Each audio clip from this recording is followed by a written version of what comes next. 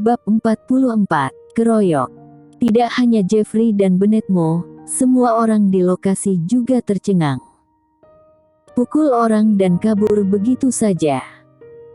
Jeffrey dan Bennett Moe bereaksi dengan cepat, lalu keduanya dengan cepat mengikuti. Di lokasi, semua orang melihat ketiga murid Akademi Changmu yang ada. Pada saat ini, ekspresi ketiga murid ini sangat mengerikan. Mana pernah Akademi Changmu dikerjai seperti ini selama bertahun-tahun. Tidak hanya dipukuli, tapi juga dirampok, dan pihak lain adalah Akademi Changlan. Terlalu memalukan. Murid yang di depan tiba-tiba berteriak, "Kejar!" Setelah selesai berbicara, dia langsung menerjang. Dua murid lainnya mengikuti di belakang. Bagi mereka bertiga, apa yang baru saja terjadi sangat memalukan. Kalau tidak mereka balas, tidak diragukan lagi mereka akan menjadi bahan tertawaan seluruh Akademi Changmu. Tidak hanya itu, tetapi juga membuat nama Akademi Changmu jadi jelek. Sudah berapa tahun, hanya Akademi Changmu yang menindas Akademi Changlan. Kapan Akademi Changmu pernah ditindas oleh Akademi Changlan? Rasa malu hanya bisa dicuci bersih dengan darah. Ada niat membunuh dingin di mata ketiganya. Mileye dan yang lainnya membawa banyak barang, tentu saja kecepatannya agak lambat. Setelah beberapa saat, tiga murid dari Akademi Changmu menyusul Mileye dan yang lainnya. Mileye berhenti, dia melompat keluar dari kereta, berbalik untuk melihat langsung ketiga murid Akademi Changmu yang mengejarnya. Tak lama kemudian, tiga murid Akademi Changmu semakin dekat dan semakin dekat dengan Mileye. Pemuda yang di depan berteriak, "Dasar bajingan, beraninya kamu." Sebelum dia selesai berbicara, Mileye yang berada di depannya tiba-tiba menghilang, dan ketika muncul kembali, dia sudah berada di depannya. Pada saat yang sama, satu kaki Mileye menyapu lurus ke arahnya. Satu kakinya menyapu, merobek angin dan membelah udara. Wajah pemuda itu berubah drastis, dan dengan tergesa-gesa, dia hanya bisa menggunakan tangan kirinya untuk menghadang dengan panik. Boom! Krak! Disertai dengan suara teredam dan suara tulang patah, pemuda itu langsung menabrak tembok beberapa kaki jauhnya. Bang! Tembok itu bergetar hebat, lalu tiba-tiba ambruk. Untungnya, pemuda itu merespons dengan sangat cepat dan berguling ke belakang sehingga tidak terkena reruntuhan tembok. Namun, begitu dia berhenti, satu kaki sudah menginjak perutnya. Mileye dengan dingin menatap pemuda di kakinya, mata pemuda itu penuh dengan kengerian dan kegilaan. "Kalau kamu memiliki kemampuan, bunuh aku, kalau tidak, aku akan membunuh seluruh keluargamu. Kamu." Pada saat ini, Mileye menginjak tenggorokan pemuda itu. Krak!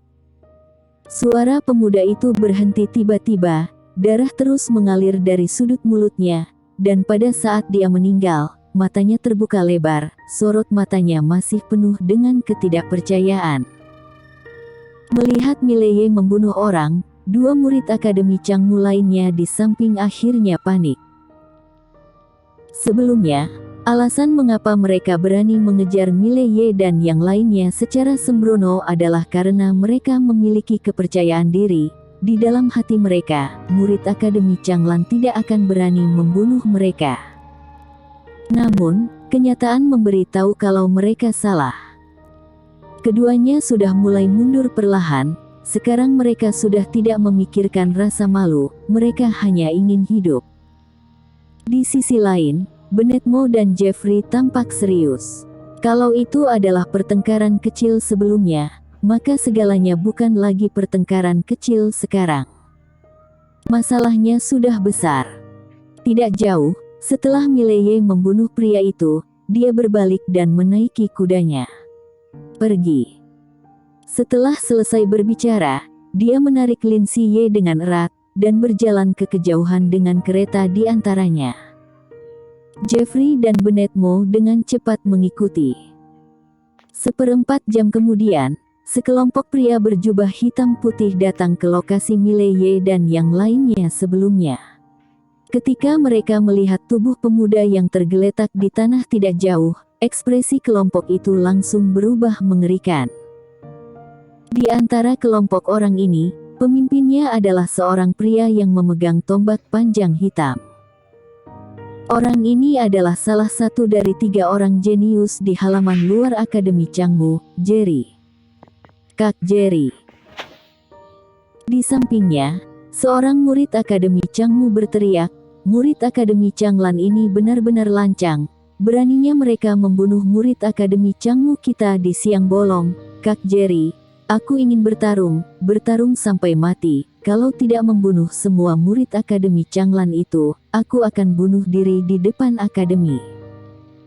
Setelah berbicara, dia hendak bergegas keluar, tetapi dihentikan oleh tombak panjang. Di lokasi, semua murid akademi memandang Jerry. Jerry melirik ke ujung jalan. Utang darah harus dibayar dengan darah. Hari ini, kita musnahkan seluruh Akademi Changlan.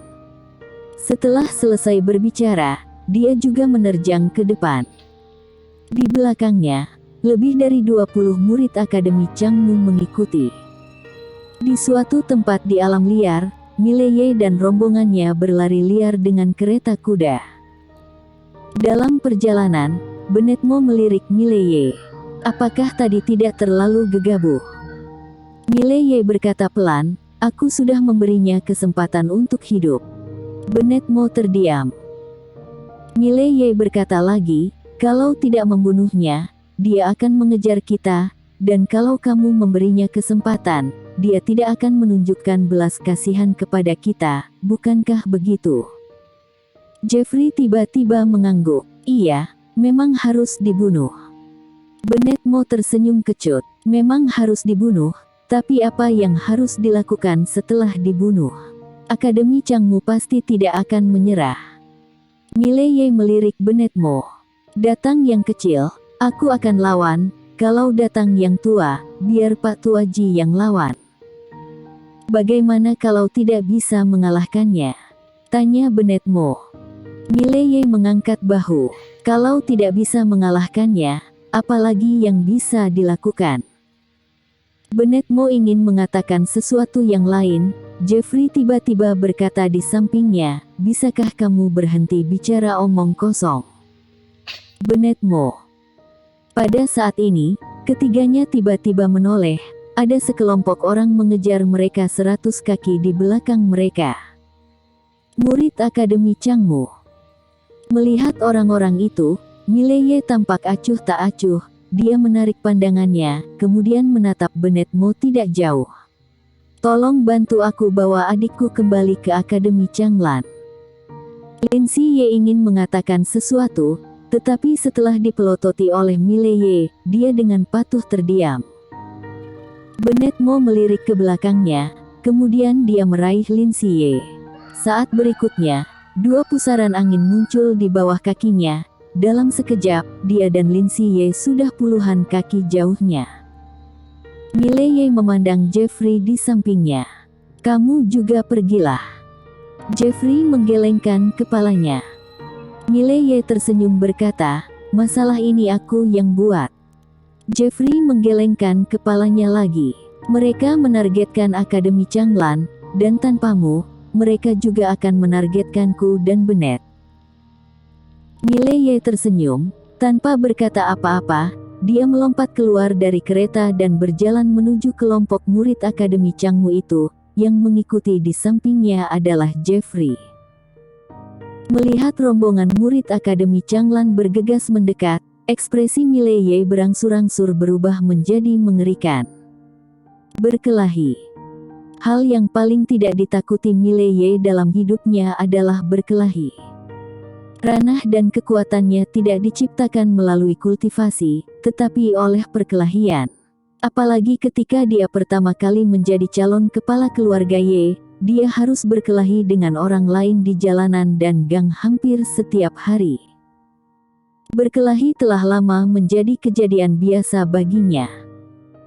Jerry tiba-tiba menegakkan tombak panjang, di belakangnya, sekelompok orang berhenti. Jerry berkata dengan dingin, "Aku seorang sudah cukup." Selesai bicara, kaki kanannya menginjak tanah. Boom! Tanah retak seketika. Di bawah kakinya, sebuah aliran udara tiba-tiba naik. Dalam sekejap, Jerry memegang tombak panjang seperti petir dan langsung menuju Mileye dan Jeffrey. Alam perlindungan energi. Mileye tiba-tiba berhenti. Saat dia berhenti, tombak panjang Jerry sudah tiba. Dia tiba-tiba bersandar ke belakang dan langsung menghindari tombak itu. Pada saat yang sama, kaki kanannya menendang ke atas dengan tajam. Bang! Tombak panjang di tangan Jerry bergetar hebat. Jerry lalu mundur beberapa kaki, tapi begitu berhenti, Mileye sudah menerjangnya seperti harimau. Mata Jerry sedikit menyipit, tombak panjang di tangannya menyapu. Tombak menyapu ribuan tentara. Ses! Begitu tongkat itu menyapu keluar, langsung merobek udara, dan semburan udara tiba-tiba terdengar. Seringai muncul di sudut mulut Mileye. Alih-alih menghindar, dia mengepalkan tangan kanannya, dan kemudian menghantam ke depan. Tinjuan penghancur gunung. Di bawah tambahan niat tarung, teknik silat tingkat rendah ini benar-benar melampaui kekuatan teknik silat tingkat rendah. Tinju dan tombak saling bertabrakan. Bang! Disertai dengan suara ledakan, Jerry mundur beberapa kaki beserta tombaknya. Saat mundur, kakinya membuat dua jurang yang dalam di tanah. Begitu Jerry berhenti, Mileye sudah menerjang lagi. Pada saat yang sama, Mileye kembali meninjunya. Masih dengan tinjuan penghancur gunung. Tidak ada teknik, hanya pukulan sederhana, langsung dan keras. Penekanan kekuatan dari depan. Sadar akan kekuatan dalam tinju Mileye, bola mata Jerry tiba-tiba menyusut. Dia tidak berani gegabah, energi di tubuhnya mengalir ke tombak panjang di tangannya. Lalu dia menusuk ke depan, tombak itu menusuk, tombak itu mengandung cahaya pedang melintas dengan dingin. Pada saat yang sama, suara robekan yang tajam dan keras mengikuti. Itu adalah suara tombak panjang merobek udara. Di bawah tatapan mata semua orang, satu pukulan dan satu tombak bertabrakan lagi dengan cara yang paling kejam. Bang! Segera setelah kontak, Mileye dan Jerry mundur secara bersamaan, tetapi segera, Mileye berhenti dan Jerry masih mundur. Pada saat yang sama, Mileye bergegas menuju Jerry lagi. Kali ini, Jerry tidak punya waktu untuk menghadapinya. Mileye langsung meninju dada Jerry. Puh! Dari mulut Jerry, seteguk darah menyembur keluar, dan kemudian, dia membungkuk dan terbang keluar. Tepat ketika Mileye hendak menyerang lagi, di belakang Jerry, sekelompok murid Akademi Changmu tiba-tiba menyerbu ke arah Mileye. Melihat adegan ini, Jeffrey yang tidak jauh darinya tiba-tiba menunjukkan sorot mata yang ganas. Saat berikutnya, dia langsung menyerang sekelompok orang itu. Ketika dia menerjang, setiap kali kakinya melangkah, jejak kaki yang dalam akan muncul di permukaan tanah. Mileye tidak banyak omong kosong, dia bergegas menuju sekelompok orang secara langsung. Dia tidak takut satu lawan satu, dia juga tidak takut dengan keroyokan. Tunggu aku. Pada saat ini, sebuah suara terdengar dari belakang Mileye dan Jeffrey. Orang yang datang adalah Benetmo. Benetmo seperti embusan angin yang datang dari kejauhan. Dia sangat cepat, dan dalam sekejap mata, dia sudah tiba di sisi Mileye dan Jeffrey. Benetmo melihat 20 orang lebih yang menerjang dari kejauhan, lalu menyeringai dan berkata, "Bisakah bunuh mereka tidak?" Mileye berkata pelan, "Apakah menurutmu mereka akan bisa membunuh kita?" Haha. Benetmo tertawa berkata, "Bisa-bisanya aku menanyakan pertanyaan bodoh seperti itu, persetan dengan mereka. Biarkan mereka tahu kalau mulai sekarang, Akademi Changlan tidak mudah diganggu." Begitu selesai bicara, tangannya terkepal tiba-tiba. Pada saat dibuka, dua cahaya dingin keluar dari telapak tangannya. Pisau terbang. Di kejauhan, dua kepala murid Akademi Changmu langsung terbang keluar. Namun, detik berikutnya, Bennett Mo langsung terhempas oleh seorang murid Akademi Changmu. Lalu dalam sekejap, kepala murid Akademi Changmu itu langsung terkena pukulan dari Mileye. Tak lama kemudian, seorang murid Akademi Changmu langsung menabrak tubuh Mileye. Di lokasi, suara jeritan, ratapan, dan patah tulang terus terdengar.